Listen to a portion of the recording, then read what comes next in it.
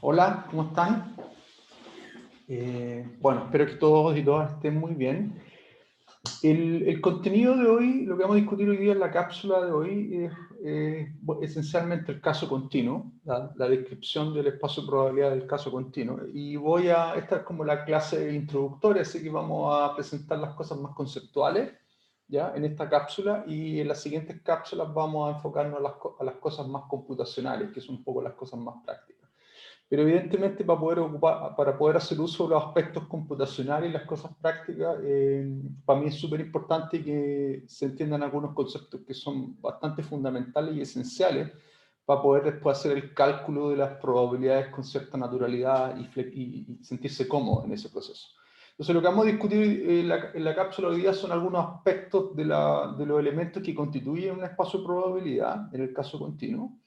Esencialmente vamos a hablar sobre la sigma álgebra que vamos a estar mirando en el caso continuo, y el otro aspecto importante que vamos a cubrir es el aspecto de la introducción del concepto de lo que sería la función de densidad de probabilidad, ¿ya? Que es una manera en la cual típicamente uno hace el cálculo de probabilidades, esencialmente vía integración, la integración de una función, y esa función que vamos a integrar para hacer el cálculo de probabilidades se conoce tradicionalmente como función de densidad de probabilidad. Entonces, esencialmente son los dos elementos que vamos a cubrir hoy día.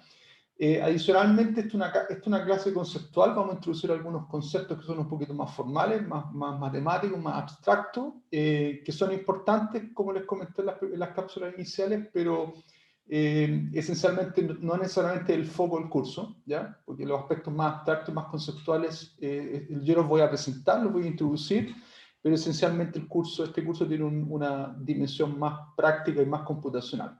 Sin embargo, yo creo que es importante introducir estos elementos más conceptuales, y eso también es lo que vamos a estar discutiendo en la cápsula de hoy día, ¿ya?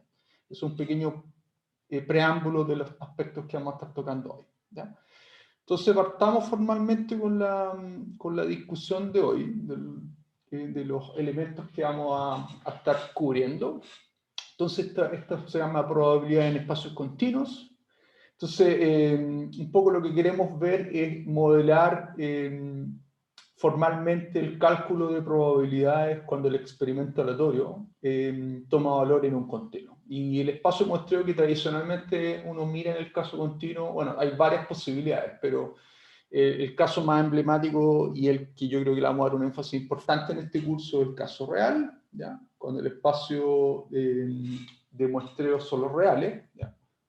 Que acá. Otro caso importante son los espacios continuos finitos dimensionales, que vamos a estar cubriendo algo de esto en las cápsulas que vienen. Y otro es el espacio de básicamente las señales a valores continuos, que son el espacio de las secuencias, ¿ya? Ahora esto lo vamos a estar discutiendo, pero para efectos de estas primeras clases introductorias vamos a estar poniendo el foco en estos dos aspectos, que son los aspectos más tradicionales. Y en particular en la cápsula de hoy día, para introducir estos conceptos un poco más abstractos, vamos a estar poniendo el foco en el caso real, cuando el experimento aleatorio toma valores en un espacio continuo real. Bueno, ¿por qué es importante considerar el caso real? Bueno, porque hay un montón de fenómenos aleatorios, ya, experimentos, fenómenos aleatorios que esencialmente toman una cantidad infinita no numerable de posibilidades.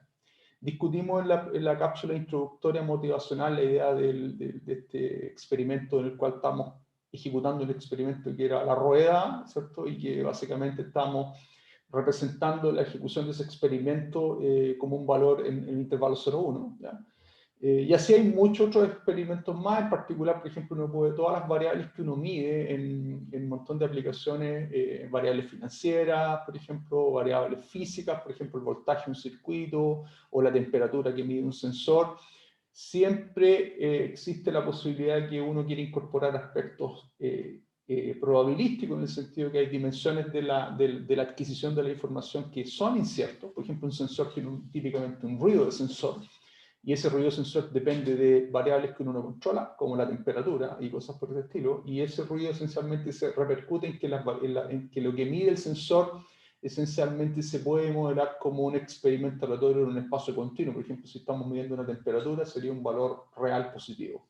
Si estamos midiendo un voltaje de un circuito y que está sujeto a ruido y hay una componente aleatoria, entonces en este caso vamos a modelar ese experimento, la medición se modela como un experimento aleatorio de valores continuos. En el caso del voltaje puede tomar valores positivos y negativos, por ende es un experimento aleatorio a valores los reales. Y así hay un montón de otros ámbitos y aplicaciones que, en particular, la ingeniería eléctrica tienen que ver con medir, con tomar datos, censar algo, y eso uno quiere modelarlo con algún setting probabilístico, y lo que implica que tenemos que ser capaces de desarrollar una matemática para poner probabilidades en el ámbito de que el experimento aleatorio en particular toma valores los reales, ¿ya? Que es el foco de lo que vamos a estar discutiendo hoy día. Entonces, dijimos que un espacio de probabilidad está caracterizado por tres componentes importantes. Uno, el espacio muestreo, que ya lo estamos diciendo que son los reales. La otra dimensión que viene inmediatamente después de que definimos el espacio donde los experimentos toman valores tiene que ver con el conjunto de subconjunto, el conjunto de potencia donde vamos a poner probabilidad. Y discutimos que esencialmente la matemática que se desarrolló para la definición de los espacios de probabilidad tiene que ver con caracterizar lo que se conoce como la sigma álgebra, ¿ya? Y en el caso especial de los reales, hay una sigma álgebra que es la estándar, que básicamente se conoce como la sigma álgebra de los borelianos. Entonces, un poco, esta parte de la cápsula es definitivamente más conceptual, pero me parece que es importante al menos que sepan a qué se refiere la gente cuando habla de la sigma álgebra de los borelianos. Y eso es esencialmente la sigma álgebra donde vamos a poner probabilidad. Acuérdense que la sigma álgebra es el conjunto de subconjunto del espacio muestreo donde vamos a poder calcular la probabilidad. Así que igual es importante. O sea, es sobre qué familias de subconjuntos los reales vamos a ser capaces de calcular la probabilidad, computar la probabilidad. Y ese espacio se conoce como, en el caso de los reales, como la sigma álgebra de los borelianos. ¿Y qué contiene la sigma álgebra de los borelianos? Esencialmente contiene lo que uno esperaría que contuviese. Esencialmente es una sigma álgebra que tiene los intervalos de distinto tipo, pero en particular los intervalos de esta forma, ¿ya? Como los W tal que sean mayor o igual que 5, una constante por ponerle un número, o W mayor estricto que 5, pero más generalmente los intervalos de la forma W, acuérdense que W denota la variable en el espacio muestreo, W pertenece al omega grande, los W tal que sea mayor o igual que un tau, mayor estricto que un tau, menor que tau, menor o igual que tau. Estos son tradicionalmente lo que se conocen como los intervalos semiabiertos, cerrados o abiertos, ¿ya? Porque van de menos infinito hasta un valor fijo, y ese valor fijo puede ser cerrado o abierto y viceversa. Desde ese valor fijo, tau, hasta infinito positivo, cerrado o abierto. Entonces, esencialmente lo que uno quiere poner es probabilidad sobre este tipo de objeto, desde menos infinito hasta un valor específico dado, ¿ya? Y eso es como un requerimiento básico. Esencialmente queremos poner probabilidad sobre intervalos, ¿ya? Ahora, aquí viene el tema interesante, porque un poco lo que estamos caracterizando aquí es como lo mínimo. ¿Dónde queremos poner la probabilidad? Al menos quiero saber la probabilidad de que el experimento sea mayor o igual que 5, o menor o igual que 5, o mayor o igual que 5, o mayor o igual que cualquier número, ¿ya? Es como una pregunta básica que uno quisiera poder responder, y por ende es súper importante poder al menos poder caracterizar la probabilidad sobre este conjunto de intervalos. Ahora, aquí vienen las dimensiones importantes, porque nosotros dijimos que una sigma álgebra cumplía propiedades de cerradura. O sea, en particular, era cerrado bajo todo tipo de operaciones finitas, uniones, intersecciones y complementos. Y aparte, después, eso se extendía al caso numerable. Entonces, en particular, si nos ponemos a incorporar esas restricciones de cerradura y decimos que la sigma álgebra entonces tiene que tener a estos intervalos, ya, semiabiertos. Entonces, por las propiedades de cerradura, de que es cerrado bajo intersecciones finitas, en particular uno puede mostrar relativamente simple, ¿ya? Que si es que tiene a los intervalos semiabiertos, necesariamente entonces tiene que tener el intervalo AB abierto, al AB cerrado abierto, al AB abierto cerrado y al AB cerrado cerrado. Para todo A menor que B, A menor que B, y aquí incluso en el cerrado cerrado voy a incorporar también el caso A menor o igual que B. ¿Ya? Ahora, ¿cómo se demuestra esto? Es básicamente utilizando el hecho que si la sigma álgebra sobre la cual queremos poner la probabilidad contiene, dijimos que queremos que contenga los intervalos de este tipo, porque queremos poder medir la probabilidad sobre este tipo de conjuntos. Entonces, si tiene eso, y dado que es cerrado bajo intersecciones, rápidamente ustedes pueden intersectar este tipo de conjuntos, calcularles complementos y más intersecciones y demostrar relativamente rápido que necesariamente también estos intervalos tienen que pertenecer. Los intervalos cerrados, o sea, intervalos finitos en este caso, donde A y B son dos números reales, A menor que B. ¿Ya? Y esto me interesa que lo hagan para que se empiecen a poner en contexto las definiciones que ya teníamos sobre la sigma álgebra. La sigma álgebra tiene que ser cerrada bajo operaciones finitas. Y del hecho que uno quiere o impone que nuestra sigma álgebra básica que vamos a querer tener para calcular probabilidades contiene los intervalos semiabiertos, necesariamente por las propiedades de cerradura también tiene que tener a esta familia de intervalos, que son intervalos finitos en este caso, de largo finito. ¿Ya? Fíjense que un caso en particular del caso cerrado-cerrado es cuando A es igual a B y en ese caso recuperamos los singletons. Así que en particular también los singletons van a ser parte de esta sigma álgebra de los intervalos. ¿Ya? Muy bien, entonces entonces un poco nos vamos construyendo esta cuestión de a poco. Entonces, ¿qué es lo que pedimos? Primero pedimos que contenga este tipo de eventos semiabiertos, porque queremos calcular probabilidad, y de esta condición, necesariamente entonces la sigma álgebra F tiene que tener los intervalos finitos también, de todas las clases posibles, abierto-abierto, cerrado-cerrado, cerrado-abierto, abierto-cerrado, y en particular también va a tener a los singletons. Así que fíjense que ya con esto estamos cubriendo una clase súper amplia de conjuntos sobre los cuales queremos poner probabilidad. Y la otra cuestión importante es que recuerden que una vez que tenemos este tipo de conjuntos, las uniones numerables de estos conjuntos también van a pertenecer a la sigma álgebra, porque sabemos que F es cerrado bajo uniones numerables.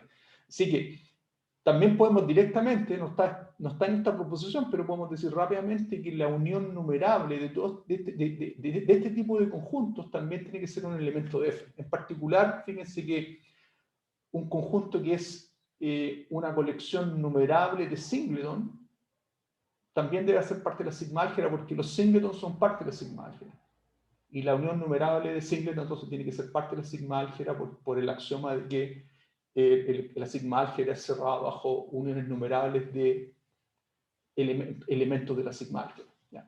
Así que fíjense que ya con esto, desde el punto de vista práctico, de hecho, tenemos cubierto, yo creo que la gran mayoría de las cosas sobre las cuales uno quiere poner probabilidad, que esencialmente son los intervalos y sus operaciones finitas y numerables de ellos. ¿Ya? Y de hecho, esencialmente la sigma álgebra de los borelianos, eso es lo que está tratando de cubrir. Quiere cubrir los intervalos y todas sus operaciones finitas y operaciones numerables. ¿Ya? Y eso nos da esencialmente todo el espacio de conjunto sobre el cual queremos caracterizar la probabilidad de un experimento continuo. ¿Ya? Ese es como el mensaje que les quiero dar. Pero un poco esa es la forma en la cual se concibe o se concibió, la gente concibió el concepto de la sigma álgebra de los borelianos, que esencialmente es la sigma álgebra inducida por los intervalos. Eso es como el resumen. Entonces, de hecho, aquí está la definición formal, que es lo que les dije. Se define la sigma álgebra. Bueno, aquí viene un poco la manera en la cual uno define una sigma álgebra inducido por un conjunto. Aquí un poco viene la parte más formal de cómo uno define el concepto de una sigma álgebra inducida por conjuntos que yo quiero que pertenezcan a esa sigma álgebra.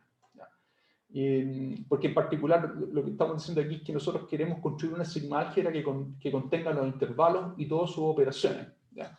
Finitas y numerables. ¿Ya? Entonces aquí está la definición formal. Decimos que si consideramos una colección de conjuntos del conjunto potencia, se define la sigma álgebra inducida por esta colección. Fíjense que esta colección no es necesariamente una sigma álgebra. ¿Ya? No estamos diciendo nada, estamos fijando una colección arbitraria. Y vamos a definir la sigma álgebra inducida por esta colección, y aquí está la definición formal, que es como conceptual. Es la sigma álgebra del espacio de muestreo más pequeña, de todas las existentes, es la más pequeña que contiene a B. Es como fíjense que es una descripción bastante bonita, porque un poco tiene un atributo como minimalista. Si yo quiero construir a partir de una colección de conjuntos una sigma álgebra, lo que hago es construir la sigma álgebra más pequeña que contenga el conjunto. O sea, básicamente quiero ampliar B porque B no necesariamente cumple las propiedades de una sigma álgebra, no necesariamente es cerrada bajo intersecciones, no necesariamente es cerrada bajo operaciones finitas y numerables. Entonces, ¿qué quiero? No necesariamente contiene el vacío y no necesariamente contiene a todo el espacio omega. Entonces, lo que hago yo es como completarla. Es con un subconjunto arbitrario, lo completo, y al completarla construyo la sigma álgebra. Pero ¿cómo se hace la completación? Se hace con este principio minimalista. Yo quiero completar B de tal manera que sea la sigma álgebra más pequeña, al completarla, que contenga al conjunto B. ¿Ya? Y esa formalmente es la definición de lo que se conoce en la teoría de sigma álgebra como una sigma álgebra inducida por un conjunto. ¿Ya? Entonces, y se denota como sigma B. Esta es la notación que se ocupa, para decir que sigma B denota la sigma álgebra inducida por B. Ahora, importante, la sigma B cumple dos cosas específicas que vienen de la definición. Sigma B tiene que ser una sigma álgebra, ya, eso es importante. Y por otro, sigma B tiene que contener a B, ya, otra cosa importante. Y de hecho son tres cosas. Sigma B es una sigma álgebra, sigma B contiene a B, y sigma B es la sigma álgebra más pequeña que contiene a B. ¿Qué quiere decir eso? Que si ustedes consideran una sigma álgebra que contiene a B, necesariamente esa sigma álgebra tiene que ser mayor que sigma B, porque por definición sigma B se definió como la sigma álgebra más pequeña que contiene a B. ¿Ya? Y el concepto de pequeño o grande tiene que ver con pertenencia, o sea, dos conjuntos, un conjunto más pequeño que el otro, si esencialmente el conjunto está estrictamente contenido en el otro. ¿Ya? En ese sentido es la más pequeña. ¿Ya? Entonces esa es la definición de la sigma álgebra inducida por un conjunto. Y ese es el principio que está acá, si se fijan. Yo quiero construir la sigma álgebra de los borelianos como la sigma álgebra más pequeña que contiene a los intervalos, que contiene a esta clase de conjuntos. Esa es la definición formal de la sigma álgebra boreliana. Muy bien, entonces aquí hay un resultado que, esto es como una suerte de paréntesis, pero me interesa que dominen cosas al menos esenciales de lo que son estos principios de sigma álgebra y cosas. Son propiedades de conjunto y son cosas simples que ustedes pueden dominar del conocimiento que tienen de álgebra. No es ninguna cosa extraordinariamente difícil. Son cosas conceptuales, sí, pero no son necesariamente difíciles de entender. ¿Ya? Y de hecho, le planteé la definición de la sigma álgebra inducida por un conjunto, por un subconjunto del conjunto potencia, una colección de conjuntos del espacio, de conjuntos que son subconjuntos del espacio muestreo. Es importante que reconozcan a qué me refiero con que B es subconjunto el conjunto potencia del espacio muestreo. ¿Ya? Cada elemento B es un subconjunto del espacio muestreo, o un elemento del conjunto potencia. ¿Ya? Entonces, aquí hay un resultado bien interesante que es relativamente simple de demostrar y que nos da una manera de construir sigma B. Porque aquí fíjense que esto es como una definición conceptual de qué es lo que es sigma B. Es la sigma álgebra más pequeña que contiene a B. Ok, puedo entenderlo, pero es conceptual. Este resultado me da una manera de construir esa sigma álgebra. Hay una forma específica en la cual lo encuentro. ¿Y cómo es la construcción? Es vía intersección. Esencialmente, sigma B se construye como la intersección de todos los subconjuntos del conjunto potencia, ¿ya? Que es lo que está esta intersección sobre los A subconjuntos del conjunto potencia, que aparte cumplen dos cosas. A es sigma álgebra y aparte B está contenido en A. Si uno es capaz de caracterizar la clase de sigma álgebra que contienen a B, ¿ya? Intersectan esa clase, esa intersección es esencialmente sigma B, la sigma álgebra más pequeña que contiene el conjunto B. Y es una cuestión súper bonita, si bien todavía es un resultado medio abstracto, me da una caracterización más precisa de lo que es sigma B, porque me da una manera de construir sigma B a partir de esta clase de sigma álgebras que contienen a B. Si ustedes tienen la clase de sigma álgebras que contienen a B, vía intersección construyen sigma B. Así que es un resultado importante e interesante. Y la demostración, les voy a hacer un sketch de la demostración. No necesariamente esto es algo que quiero que sepan, pero es importante que al menos se den cuenta que no son cosas muy complicadas. ¿Ya? Y la demostración depende de un resultado que de hecho en parte ya lo enuncié en alguna de las cápsulas anteriores, que tenía que ver con las propiedades de las sigma álgebras. ¿Se acuerdan? Dijimos que si tienen dos sigma álgebras, entonces la intersección de la sigma álgebra es sigma álgebra, pero la unión no es necesariamente sigma álgebra. Entonces, de hecho, hay una extensión de ese resultado, que es lo que está en el lema acá, ¿ya? que eso lo voy a dejar como propuesto porque la demostración es directa del propuesto que les dejé en las cápsulas anteriores. ¿Ya? Si ustedes tienen una colección de sigma álgebra indexada, ¿ya?, por un conjunto arbitrario, lambda, que puede ser infinito o finito, cualquier cosa, ¿ya? Entonces, de la definición de que los F lambda son sigma álgebra, ustedes pueden demostrar que la intersección de ellos también es una sigma álgebra. Y la demostración viene directo de utilizar la definición de sigma álgebra y el hecho que toda esta clase de subconjunto, el conjunto potencia, son sigma álgebra. ¿Ya? Si ustedes hacen esa definición, más el hecho que están intersectando, se dan cuenta que la demostración es relativamente simple. Y esto es súper potente porque me dice que cualquiera vez que ustedes intersecten sigma álgebra, el resultado siempre es una sigma álgebra, no importando cuán complejo es la familia. Puede ser una familia infinita de sigma álgebra que están interseccionando. ¿Ya? Así que eso es súper importante, ¿ya? Y de hecho lo vamos a ocupar para demostrar que sigma b corresponde a esta expresión que está en el lado derecho, ¿ya? Muy bien, entonces veamos la demostración, ¿ya? La demostración. Demostramos formalmente que sigma b, que es lo que definimos acá conceptualmente en la definición, corresponde a esta caracterización, ¿ya? Vamos por partes. Entonces, cuando uno quiere mostrar igualdades, típicamente entre dos conjuntos, uno demuestra primero que un conjunto está contenido en el otro y después que el otro conjunto está contenido en el otro y de esa manera entonces tienen que ser iguales. Eso es lo que vamos a hacer ahora. Entonces, para eso, supongamos, definamos f tilde como la intersección que está acá. ¿Ya? En principio, no tenemos que asumir que esto que estamos caracterizando acá corresponde a sigma b. De hecho, tenemos que demostrar que lo que está en el lado derecho de la expresión corresponde a sigma b. Entonces, yo defino lo que está en el lado derecho de esta expresión como un conjunto, lo llamo f tilde, la intersección de todas las sigma álgebras, y aquí están las tres condiciones escritas acá, la intersección de todas las sigma álgebras que contienen a b. ¿Ya? Entonces, por el lema, voy a asumir que ustedes demostraron el lema, entonces, como f tilde es intersección de sigma álgebra, f tilde es una sigma álgebra, ¿ya? Por el lema. ¿Ya? Y adicionalmente, como estoy intersectando conjuntos que todos contienen AB, ¿ya? Necesariamente f tilde tiene que contener AB, porque estoy intersectando sigma álgebras que contienen AB. ¿Ya? Entonces, como estoy haciendo una intersección de ellas, no importando cuán grande sea esa intersección, necesariamente el resultado de ese proceso siempre también tiene que contener AB. Entonces, f tilde, por el lema, es una sigma álgebra y contiene AB. Por lo tanto, por la definición de sigma B, que dijimos que era la sigma álgebra más pequeña que contenía B, se tiene que dar que sigma B entonces menor está contenido en f tilde, porque f tilde es una sigma álgebra y contiene a B. Y sigma B es la sigma álgebra más pequeña que contiene a B. Así que esto de acá viene por la definición de sigma B. Ya, primera cosa, primer checklist. Ahora veamos la otra implicancia, ¿ya? Entonces, por otro lado, por definición también sabemos que sigma b contiene a b, porque dijimos que sigma b era la sigma álgebra más pequeña que contenía a b, así que tengo esta condición. Pero sigma b es una sigma álgebra, porque dijimos que es la sigma álgebra más pequeña que contiene a b, así que cumple las dos cosas, las dos condiciones que yo utilizo en la definición de f tilde. Sigma b es una sigma álgebra y sigma b contiene a b. Por tanto, sigma b va a ser parte de la intersección que tengo en asterisco. ¿Ya?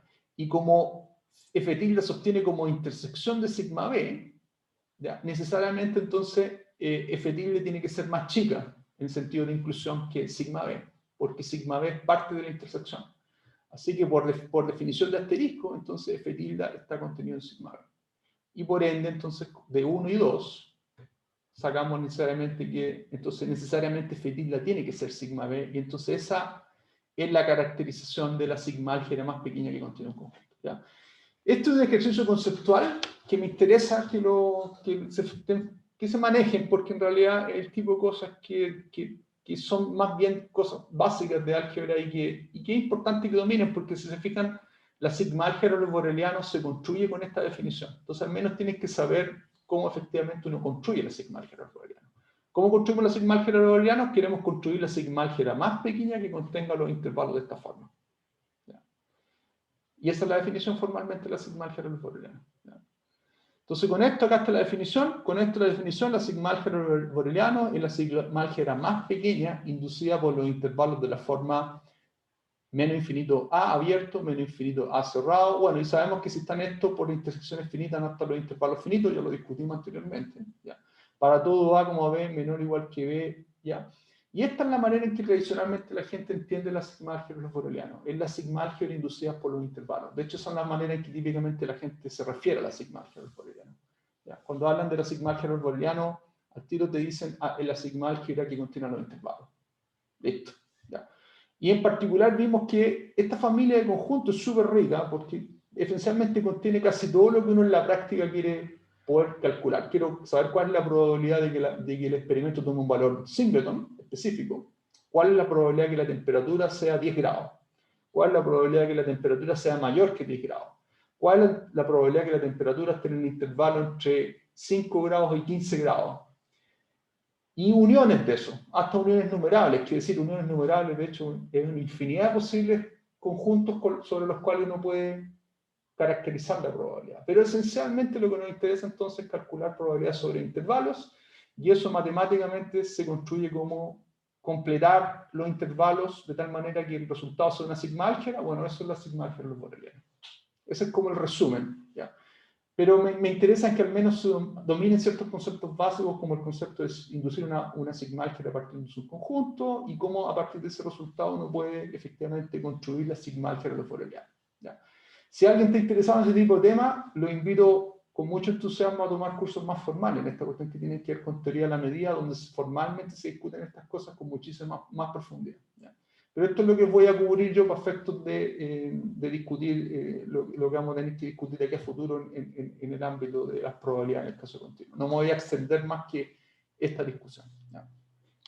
Aquí les dejo un propuesto que de hecho también lo pueden obtener, un poco está relacionado con el propuesto que les dejé anteriormente, que uno puede demostrar que de hecho la sigma álgebra que está definida acá, sobre toda esta familia de conjuntos posibles, uno lo puede reducir a la sigma álgebra inducida por esta familia de conjuntos, que es la familia de conjuntos de los intervalos semiabiertos, abiertos, menos infinito a donde da un real arbitrario.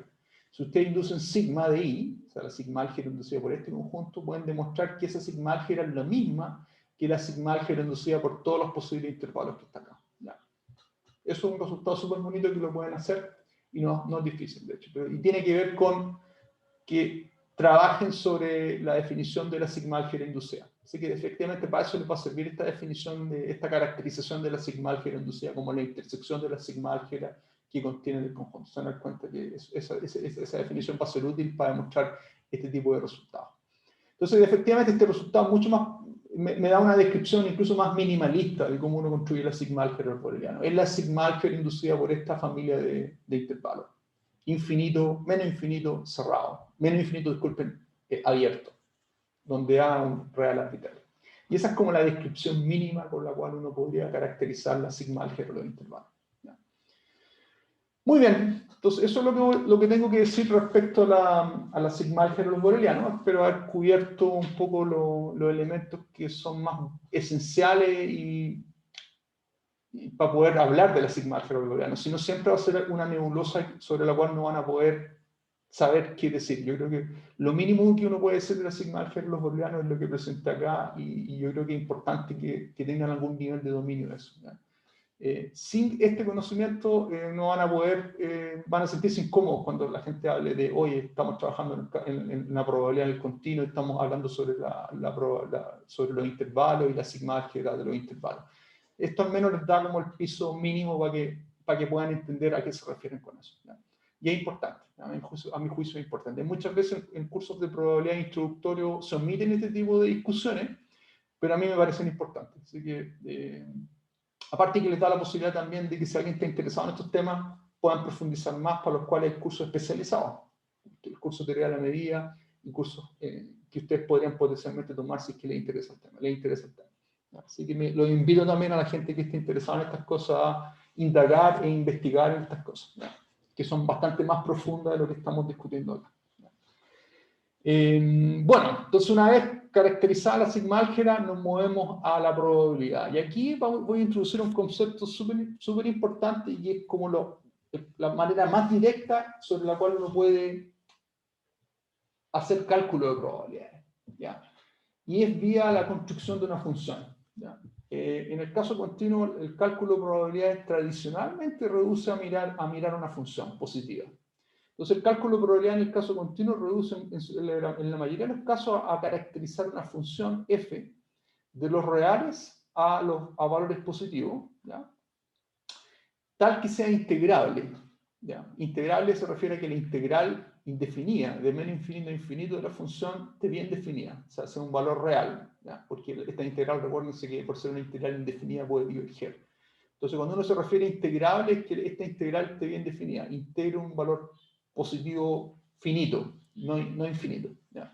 A eso se refiere con integrable. Pero aparte, tiene que integrar uno, que es la otra restricción adicional. Y lo interesante es que la familia de funciones que uno puede a partir de esta función inducir una probabilidad y esa familia de funciones que tienen este atributo cubre una familia súper amplia de probabilidad en el caso continuo. ¿Ya? A esta función se le conoce como función de densidad de probabilidad. Vamos a entender por qué le llaman función de densidad de probabilidad, porque lo que vamos a hacer es vamos a integrarla para poder obtener probabilidades a partir de ella. ¿Sí? Por eso ahí viene el nombre, ahí viene el concepto de función de densidad de probabilidad. Y esencialmente esta función determina de manera completa la probabilidad en el caso continuo. ¿Ya? Entonces existe una familia súper amplia de problemas donde el cálculo de la probabilidad tiene que ver con caracterizar esta función y vía la integración de esta función en los intervalos, que es el conjunto sobre el cual queremos poner probabilidad. Acuérdense que dijimos que vamos a estar calculando probabilidad sobre intervalos. Entonces, efectivamente, vamos a integrar f sobre intervalos y vía esa integración vamos a poder calcular la probabilidad sobre intervalos. Ese es el resumen. Y f, quiero que hagan la conexión acá, f es como la contraparte de lo que nosotros caracterizamos en el caso discreto como la función de probabilidad de masa. ¿Se acuerdan que en el caso discreto dijimos que la probabilidad está completamente caracterizada por la función de probabilidad de masa? Bueno, en el caso continuo, la probabilidad va a estar completamente caracterizada por esta función y se le llama función de densidad de probabilidad. Entonces, la función es positiva, integrable y adicionalmente integra 1. Ese es como el resumen súper global de cómo vamos a estar haciendo, cómo vamos a estar caracterizando probabilidad en el caso continuo, en la mayoría de los casos, y cómo vamos a estar calculando probabilidad. El cálculo de la probabilidad va a tener que ver con la integral, con lo que ustedes saben de sus cursos de cálculo de integración de Riemann. ¿Ya? Muy bien, entonces eso es lo que les quería comentar. De hecho, en particular se puede definir una probabilidad inducida por f, ¿ya? Que es lo que está mencionado aquí. Esto es importante, así que lo voy a marcar. ¿Ya? Esto es importante. Una definición, de hecho, en principio. Definición. Uno puede, entonces, a partir de la función f, construir una probabilidad sobre, naturalmente, los intervalos. Quiero calcular probabilidad sobre el intervalo, la sigma álgebra de los intervalos, la sigma álgebra de los borelianos. Entonces quiero para cualquier conjunto A que se escribe como unión finita o numerable de intervalos, quiero poder calcular la probabilidad y la probabilidad esencialmente redunda en integrar. Básicamente voy a hacer esto, voy a multiplicar la función indicatriz del conjunto A. Ya, nuevamente aquí aparece la función indicatriz jugando un rol importante, por la función f, y voy a integrarla desde menos infinito a infinito. ¿Ya? O sea, hago la integral impropia. Acá. Entonces, de menos infinito a infinito. ¿Ya? Ahora, bueno, como la función indicatriz vale 1 cuando x pertenece a A y 0 cuando no, esencialmente eso equivale a restringir la integral sobre este dominio de f de x de x. ¿Ya? Así que estas dos expresiones son equivalentes. Hay gente que le gusta trabajar con esta función indicatriz porque esta expresión que está arriba tiene que ver con el cálculo de la esperanza, ¿ya? de una variable aleatoria continua que van a ver después en la siguiente unidad. Entonces esta definición es súper cómoda porque hay una relación directa entre la probabilidad y la esperanza que se puede obtener a partir de esta descripción en términos de caracterizar esta integral como la multiplicación, una integral impropia entre f de x y la función indicatriz 1a de x. Pero en la práctica, en realidad esto es lo que tiene que usted hacer. Entonces, el cálculo de probabilidad es interesante, redunda en el cálculo de integrales. Entonces, todo lo que ustedes conocen de integración lo van a poder aplicar para el cálculo de probabilidades. Esencialmente un poco eso. Entonces, se dan cuenta aquí que esta familia de funciones de probabilidad inducida por integración le habilita todas las herramientas que ustedes ya dominaban del curso de cálculo y también cálculo en varias variables. De hecho, esto también se extiende para el caso multidimensional. Aquí estamos mirando el caso escalar, cuando el espacio muestreado son los reales, pero el mismo principio extiende para el caso vectorial y también vamos a verlo en las siguientes cápsulas, ese caso. ¿Ya? Y ahí básicamente el cálculo en varias variables que ustedes vieron en los cursos de cálculo avanzado, ¿ya? En el plan común. Juega un rol importante en la determinación de probabilidad en este caso. Ahora, directo del hecho que sabemos que la integral de la función vale 1, no puede al tiro demostrar que la probabilidad sobre todo el conjunto, que en este caso es los reales, vale 1, o sea, cumplimos el axioma 1, porque dijimos que la integral, construimos la función de tal manera que integrar a 1, así que cumple la propiedad, la probabilidad sobre el vacío es 0, ¿ya? Así que cumplimos los dos axiomas. El axioma 3 es importante. ¿Ya? Si tengo una colección de conjuntos disjuntos, finita, ¿ya? Yo quiero demostrar que la probabilidad de la unión es la suma de las probabilidades. ¿Se acuerdan? Bueno, si uno ocupa la formulita, entonces calculo la probabilidad de la unión, meto aquí la función indicatriz, ¿ya? Indicatriz de la unión, finita, multiplicado por f de x, ¿cierto? En dx. Ahora, fíjense que por el hecho que los conjuntos son disjuntos, esta indicatriz de la unión se puede demostrar que corresponde a la sumatoria de j igual a 1 hasta acá, esto es k, no, n, de la función indicativa j de x. ¿Ya? ¿Eso por qué? Porque el hecho de que los conjuntos sean disjuntos permite que efectivamente escribir esto como una sumatoria. La indicatriz de la unión disjunta se puede escribir como la sumatoria. Si no lo ven, los invito a demostrarlo, pero es relativamente directo darse cuenta que estas dos expresiones son equivalentes. ¿Ya? Una vez que están ahí, bueno, aquí ocupamos linealidad de la integración, porque el integral es un operador lineal, ¿ya? Eso lo vieron en el curso de cálculo, en particular la integral de Riemann, un operador lineal, así que en realidad la sumatoria la puedo sacar para afuera, esto es una suma finita, así que la sumatoria sale para afuera, y aquí tengo la integral de las funciones indicatrices individuales por la función f de x, pero esencialmente dijimos que esto por definición era p sub a de j, así que efectivamente recupero la propiedad de aditividad finita. ¿Ya? Así que se dan cuenta que esta construcción de decir que la probabilidad se construye como la integral, efectivamente ya cumple los tres axiomas como esenciales, más importantes, que es que la probabilidad de todo el conjunto es 1, la probabilidad del vacío es 0 y la propiedad de aditividad, que es súper importante. ¿Ya? Así que, muy bien. Hay un tercer elemento que uno tendría que ser capaz de demostrar, que es la sigma aditividad. ¿Ya? Ahora, aquí nos metemos en un terreno que es un poquito más difícil para mí de poder cubrir, porque demostrar la sigma aditividad requiere la introducción de elementos que usted no va a mover en este curso, y son cosas de matemática de teoría de la medida que lamentablemente no tenemos. ¿Ya? Entonces, solamente lo que les quiero comentar es que la sigma aditividad se puede demostrar si es que uno interpreta la integral no como la integral de Riemann, que es lo que ustedes conocen de su curso de cálculo, sino que como una integral nueva, que se define como la integral de Lebesgue, que uno ve en un curso de teoría de la medida. ¿Ya?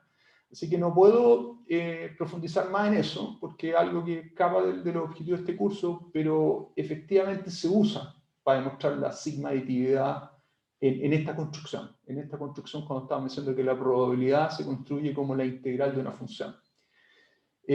Ahora, lo que les puedo decir es que la integral de Lebesgue, que este objeto nuevo que les estoy comentando, es una suerte de versión generalizada de la integral de Riemann, en el sentido que en la mayoría de los casos la integral de Riemann y la integral de Lebesgue coinciden, pero la integral de Lebesgue tiene propiedades que la integral de Riemann no tiene. ¿Ya?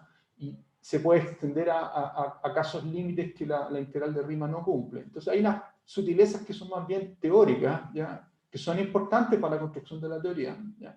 Pero que no voy a poder discutir en virtud de que son herramientas que requieren mayor dominio de los conceptos de sigma álgebra, de la construcción de la integral de Lebesgue vía La construcción de la integral de Lebesgue es parecida a la construcción de la integral de Riemann que ustedes vieron, pero tiene otro elemento y otra forma de construirse, así que lamentablemente no puedo comentarles más, pero sí lo que les puedo comentar es que el axioma 4 que estoy describiendo se construye sobre una propiedad de la integral de Lebesgue, ¿ya? Y en particular se construye sobre un resultado súper importante en las probabilidades, que se conoce como la continuidad de la medida, ¿ya? O la continuidad de una medida de probabilidad. Y aquí solamente quiero mencionarles esto para que sepan, para que conozcan, no para que necesariamente lo dominen, porque dominar este resultado requiere que ustedes dominen de la definición de integral de Lebesgue, que no es el foco del curso. Pero al menos quiero cumplir, me siento con la obligación de al menos comentarles cómo se demuestra la sigma aditividad y sobre qué resultado de la integral de Lebesgue descansa. ¿Ya? Y el resultado sobre el cual descansa esta propiedad de la sigma aditividad tiene que ver con un resultado que es válido para la integral de Lebesgue, que se conoce como la continuidad de la medida. ¿Ya? ¿Qué dice este resultado? Está resumido acá en esta parte acá. ¿Ya?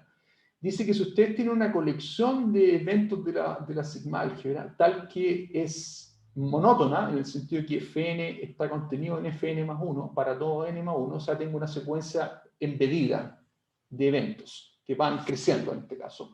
O viceversa, pueden ir decreciendo. Fn contiene estrictamente Fn más 1 para todo n más 1. Entonces es lo que se conoce como secuencias monótonas, ¿ya? En la jerga de la teoría de la media. Entonces, si usted tiene una secuencia de conjuntos que se va agrandando sistemáticamente o se va achicando sistemáticamente, ya es monótona, uno puede demostrar vía esta construcción de la integral de Lebesgue, ¿ya? Que el límite de las probabilidades es igual a la probabilidad del límite. Ahora, este límite es límite conjunto y está bien definido para conjuntos monótonos. ¿Ya? En el caso de una secuencia de conjuntos que va creciendo, el límite es esencialmente la unión de los conjuntos, lo pueden demostrar relativamente simple, ese límite es límite de conjuntos, ¿ya? Y cuando la secuencia de conjuntos va decreciendo, bueno, el límite es la intersección de esos conjuntos. Así que este objeto acá va a ser ya sea unión o intersección. Eso es relativamente simple de demostrar si ustedes se ponen en estos dos casos monótonos. Fn crece o Fn decrece. Así que este lado está bien caracterizado, ¿ya? Y es la unión o la intersección. Ahora fíjense, es la unión y la intersección numerable, así que son partes de la sigma álgebra, así que no habría problema. Podemos calcular la probabilidad, porque dijimos que la probabilidad la queremos definir sobre la sigma álgebra. ¿Sí? Ahora, lo que no es tan simple en general es demostrar que el límite de las probabilidades converge con la probabilidad del límite, que es la unión o la intersección, ¿ya? Y esto se demuestra vía propiedades de la integral de Lebesgue, ¿ya? Que son propias de la integral de Lebesgue, ¿ya? Y bueno, como les decía, no tengo las herramientas para hacerles las demostraciones acá, pero quiero al menos que sepan que este resultado existe, porque es un resultado importante de probabilidades también. A este resultado se le conoce como la propiedad de continuidad de la probabilidad. ¿Qué me dice esto? Porque está en la ecuación 2. Que si ustedes tienen una secuencia monótona de conjuntos, el límite de las probabilidades corresponde a la probabilidad del límite. Es como una suerte de continuidad. Bueno, es que la propiedad de la continuidad de una función decía que el límite de una función es la función evaluada en el límite. Esa es un poco la forma de definir continuidad de una función. Fíjense que es el mismo principio acá. La única diferencia es que aquí el límite de conjunto, ¿ya? Pero la misma idea, el límite de secuencias reales, porque los P de F sub n son reales, esto es el límite de los reales, corresponde a la probabilidad evaluada en un conjunto límite. Y esto es un resultado súper importante que tiene un montón de aplicaciones en la teoría de probabilidad. Y yo creo que es importante que lo sepan, ¿ya? Así que por eso que también aprovecho de mencionarles que este resultado se conoce como el resultado de la continuidad de la medida, ¿ya? Se construye a partir de una propiedad de la integral de Lebesgue, ¿ya? Que es un resultado de convergencia, el límite de la integral de Lebesgue, que no tenemos el espacio para discutirlo en más profundidad en este curso, pero que si alguien está interesado, nuevamente le digo que esto se cubre en un curso de teoría de la media. ¿Ya? Pero al menos es importante que sepan que este resultado existe y que se ocupa en este contexto para demostrar la sigma aditividad.